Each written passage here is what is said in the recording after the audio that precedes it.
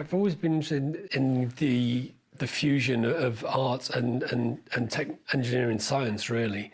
Bringing the human body into it is a level beyond that.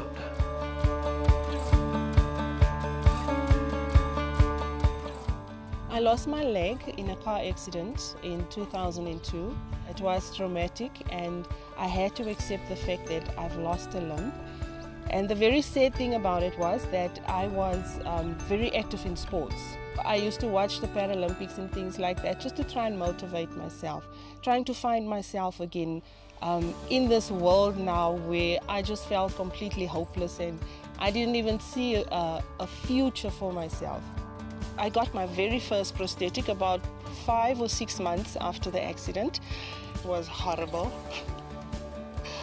It was painful to walk with it. It was very uncomfortable. I found another prosthetist who then assisted me with getting a new prosthetic because for me, comfort is very important. I ended up at Neck Care, the rehab center, and I met Heinrich. Very gentle person, cares about your comfort. He won't leave you not knowing that you can carry on for yourself. So he wouldn't leave you out of his presence, making sure that what he's done to your prosthesis is 100%. I spoke to Heinrich, told him that, okay, I like what I'm wearing, but it would be nice if we could look for something more adventurous, something different. I haven't seen anything major out of the box sort of in South Africa yet. This project came about because I was seeing the advances that were being made in prostheses, and it's an obvious area for rapid prototyping or 3D printing because lightweight structures and the geometries that we could achieve. And I saw the opportunity to do something that was different than a sports aesthetic.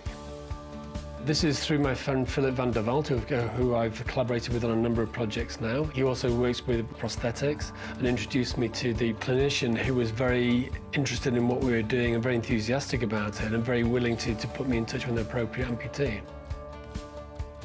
I was introduced to Lionel and he told me what exactly it is that he wanted to do, and I'm game like I always am. He said to me he's interested in doing a 3D prosthetic. And I was like, cool, of course, that's what I want to do. 3D printing has really come into the public consciousness really in the last 5 or 6 years. I've been working in the area since 2003. The first patents in what was then rapid prototyping were back in the 80s, but it was only really in the early 2000s that it became accessible as something that we could use as artists. Prostheses are designed regardless of gender, so what about the feminine? For someone young and feminine, what can they find in a current prosthesis?